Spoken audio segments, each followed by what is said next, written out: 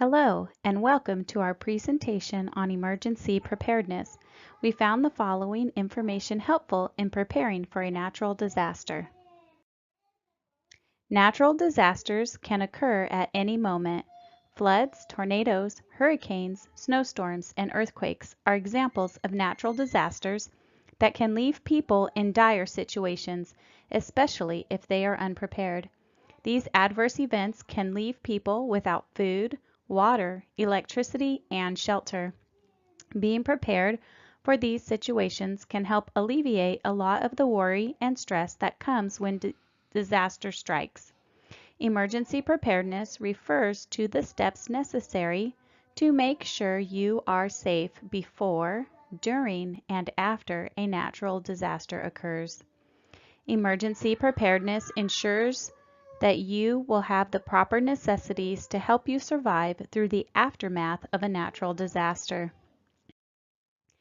In this presentation, we will be specifically discussing emergency preparedness in regards to flooding and important steps for you to take to prepare yourself and your loved ones in case you are in a flood.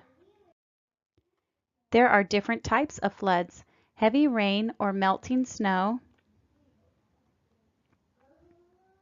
will cause the water within a river to rise and overflow its banks, spreading across the land around it.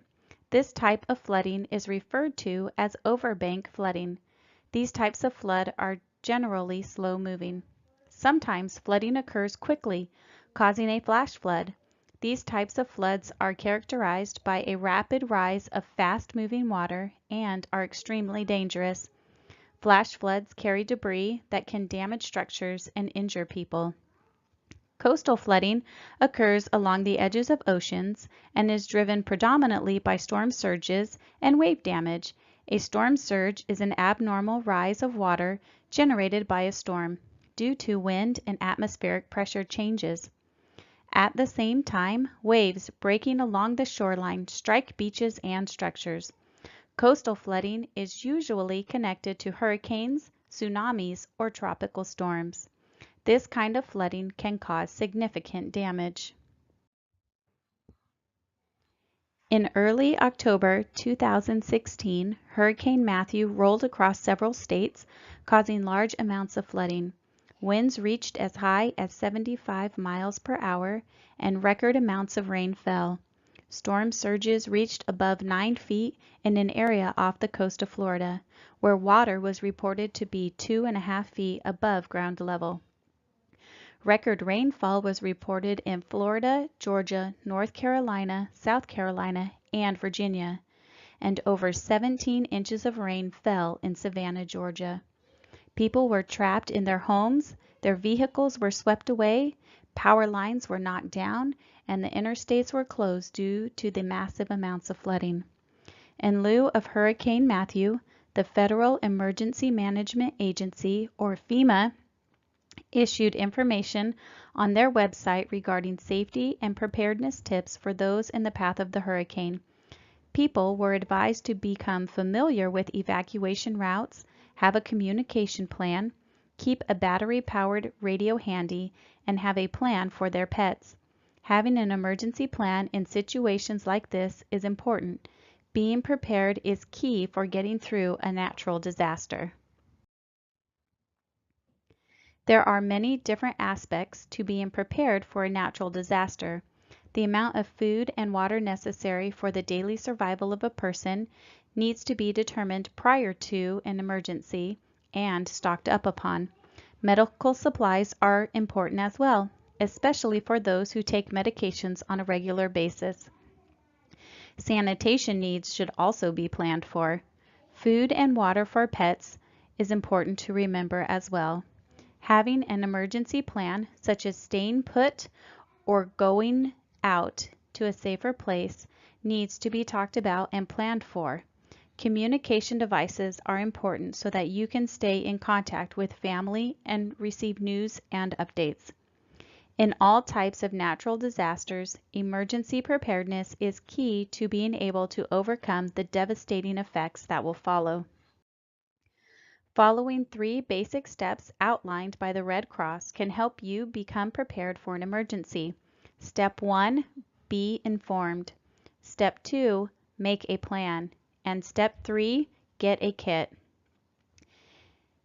Be informed means to make sure that you are aware of the steps to protect and provide for the needs for your family, depending on the circumstances of the disaster. Educating yourself on the effects of the damage to your home and your belongings is the beginning to protection.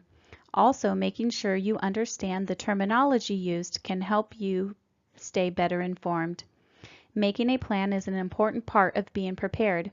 When you have a plan in place, you are able to put that plan into action and help alleviate the chaos and stress that surrounds a disaster. We know what to do because we have prepared and we have a plan. Getting a kit includes organizing and storing the necessities of life in a way that is easy to access and transport. It is important to make sure that the kit supplies are checked and updated regularly. Many websites have checklists available to help you build a kit that is just right for you, your family, and your circumstances. Being informed includes learning about the resources available to you in your local area and the terminology used and what you need to know when a disaster, such as a flood, happens. Floods are the most common natural weather disaster and include some unique language. It is important to know the definitions of these terms in order to know what you need to do before and during a flood. When conditions are right for a possible flood, a flood watch is issued. You should be alert for the possibility of a flood occurring in your area by listening to local news or weather channels. When a flood is imminent or already occurring in your area, a flood warning is issued. This is the time to put your plan into action. You may be required to evacuate and move to higher ground. Continue to listen to the local news station for further instructions. A flash flood can happen within minutes and may happen when it is not raining in your immediate area. There could be heavy rains higher up or a dam or levee failure that causes floodwaters to rush into your direction. A floodplain is a low-lying area that is very likely to flood when the conditions are met. Many people live in a floodplain and they are not even aware. A flood zone is a rating determined by FEMA and evaluates your level of risk of flooding. Flooding can occur in every single United States. You can understand your risk level by learning more about the flood zone rating of your area. Understanding your flood risk can help you know which of the barriers and protections you need to use to safeguard your home and family. Whether you need to elevate your appliances or waterproof and seal your basement, you can place protective measures around your home to prevent or reduce damage from flooding.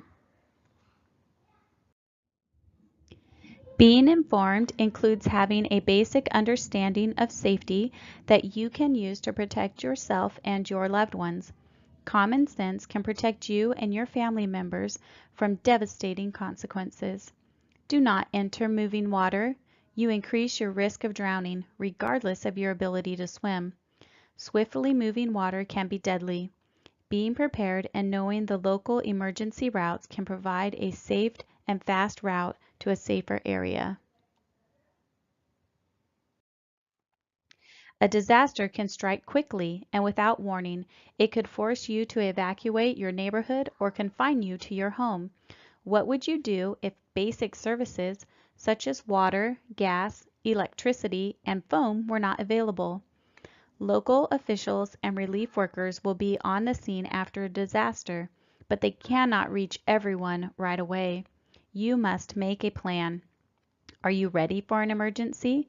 Is your family ready for an emergency? Will they know where to go? Will they know who to call? Planning happens long before an event or disaster strikes. Creating and practicing an emergency plan will help protect your family and will help them to know what to do in a crisis, and it is critical to survival.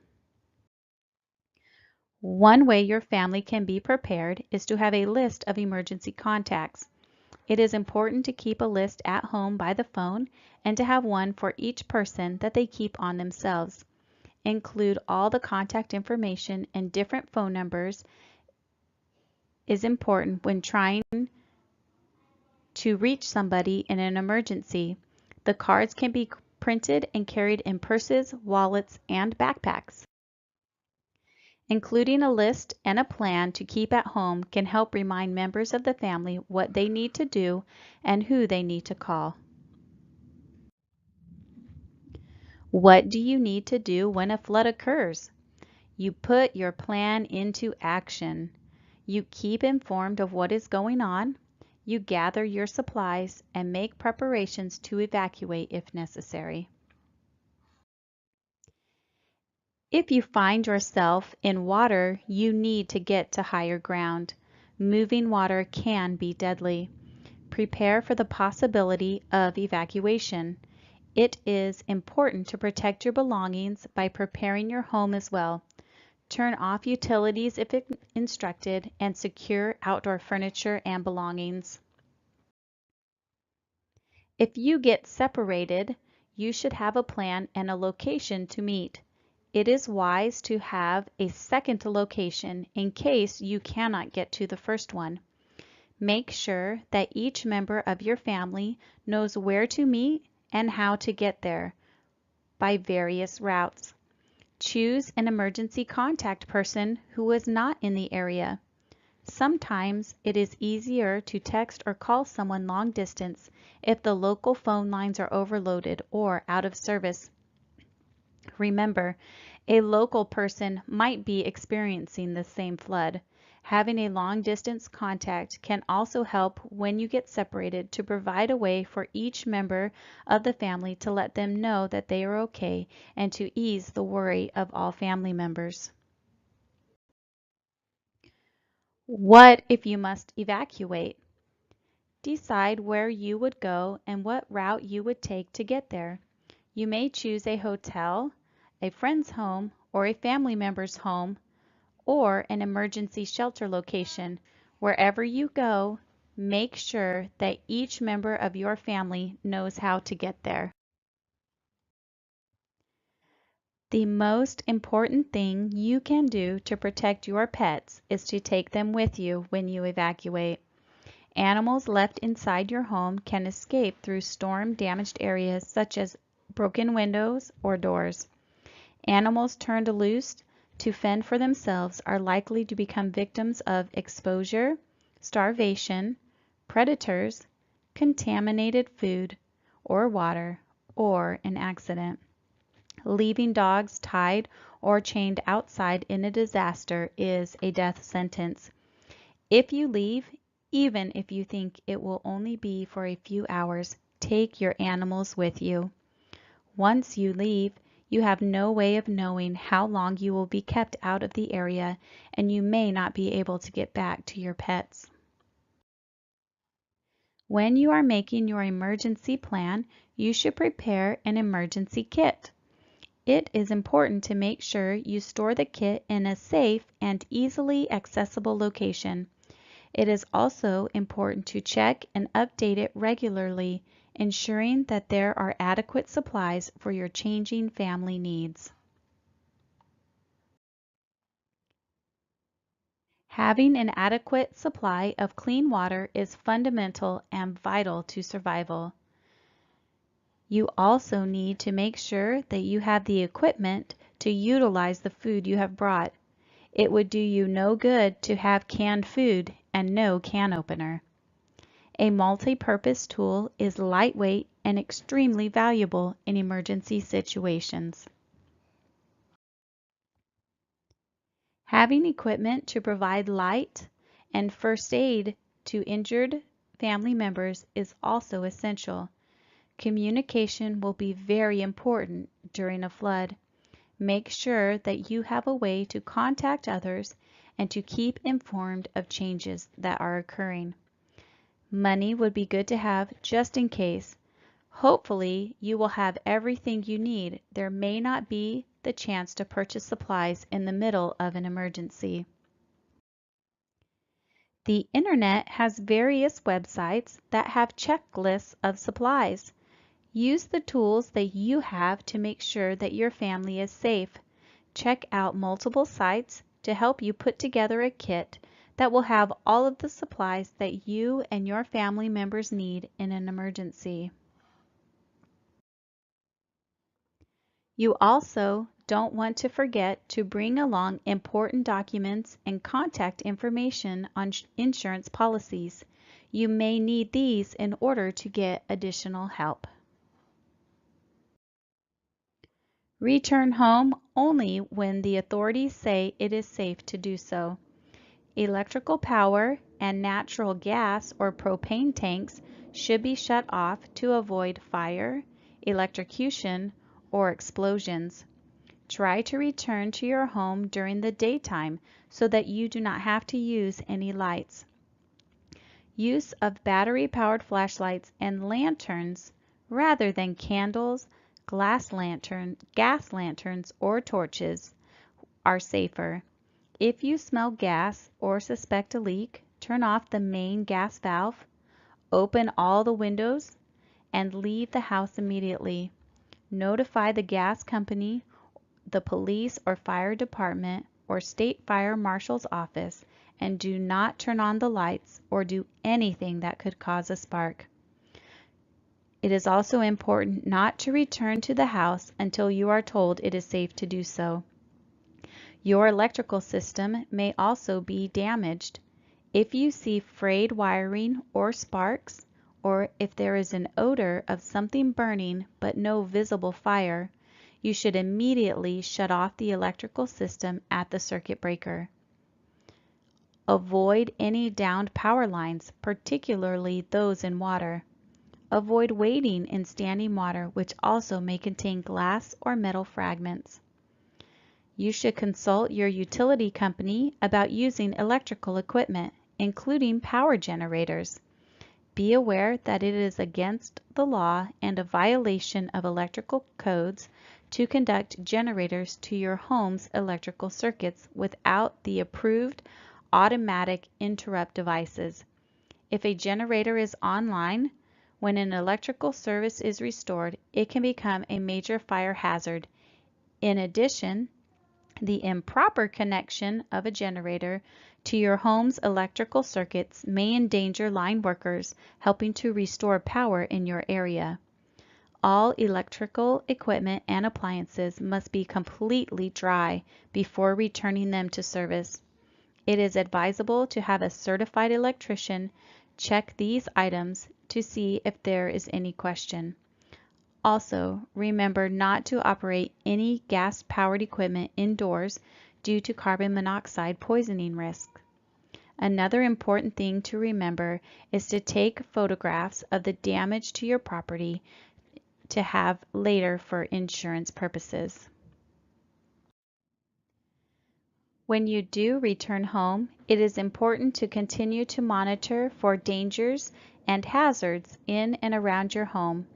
It is important to make sure that it is safe to enter.